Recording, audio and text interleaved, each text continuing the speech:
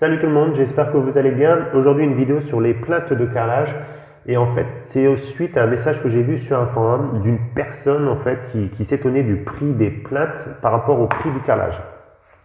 C'est vrai que quand vous commencez à ajouter en fait l'achat des plaintes, ça peut augmenter considérablement en fait votre budget carrelage.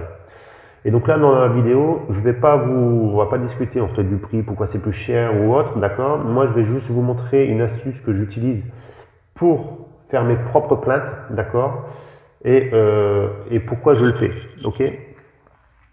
Donc la première raison pour laquelle moi j'ai fabriqué moi-même mes plaintes, c'est une question d'économie, d'accord.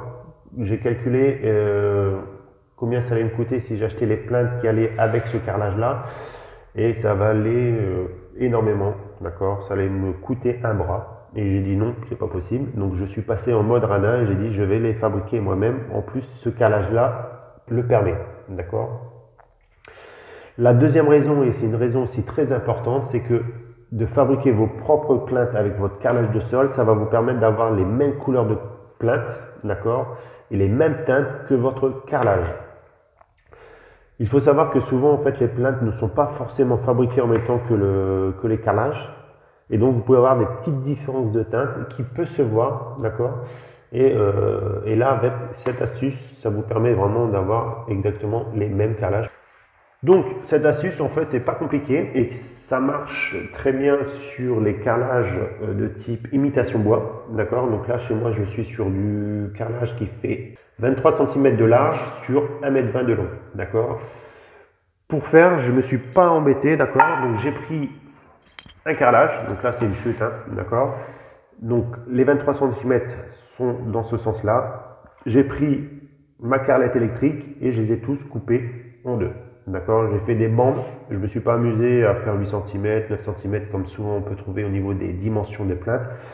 J'ai pris les carrelages, je les ai coupés en deux et ça me fait en fait des plaintes de 11,5, donc ça fait un peu plus grand que la normale. Mais au moins ça me permet d'avoir des plaintes pas très chères. Voilà.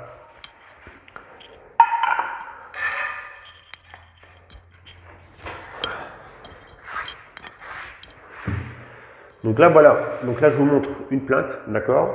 Donc, vous avez un joli côté, d'accord, qui se trouve ici. Donc ça, c'est le côté brut, d'accord. Ici, vous avez un côté aussi brut qui est propre, qui n'a pas été coupé. Et donc là, sur cette plainte-là, donc je l'ai coupée puisque elle sera installée ici, d'accord. Et donc là, je l'ai coupée et donc voilà. Donc ça donne ça. Donc l'astuce, c'est de les positionner pour éviter de voir les coupes. D'accord.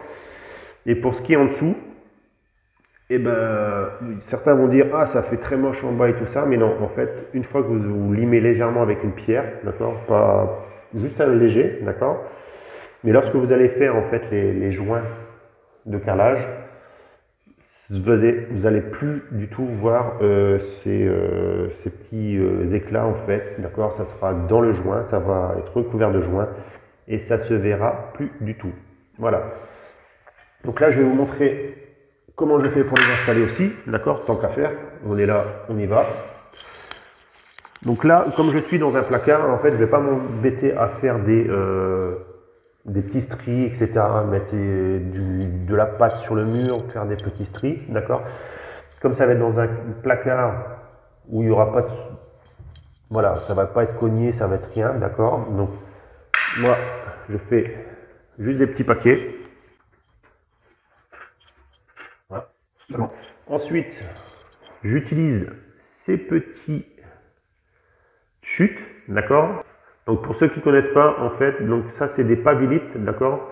Donc c'est des systèmes qui permettent d'aider à l'installation du carrelage, qui permet de vraiment avoir le carrelage, une planité du carrelage, voilà, excellente, d'accord. Donc moi, je vais positionner cette partie-là, voilà, au sol où le carrelage va reposer, et ce qui va me permettre de pouvoir mettre le joint ensuite par en dessous, et ça va cacher en fait les découpes, d'accord. Donc j'en mets un ici, un là, et j'appuie. Voilà.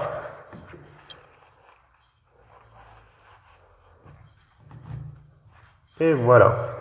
Ensuite, une autre astuce, d'accord, pour être sûr que vous êtes perpendiculaire en fait au sol, vous prenez une chute de carrelage, d'accord, vous prenez la partie qui n'a pas été coupée ici et ici, et vous faites ça, d'accord.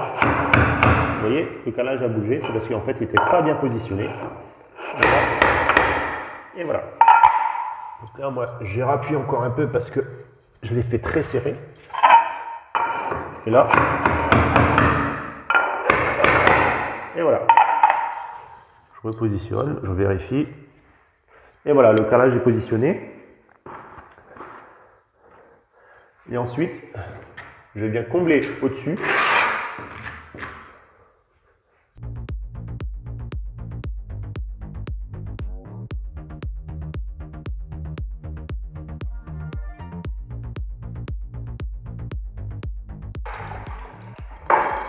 Et un petit coup de nettoyage.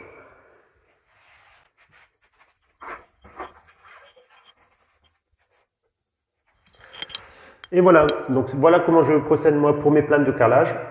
Donc une petite astuce que certains connaissaient déjà, mais d'autres non. Donc ça permet de, voilà, de rappeler un peu des petites astuces sympas et économiques.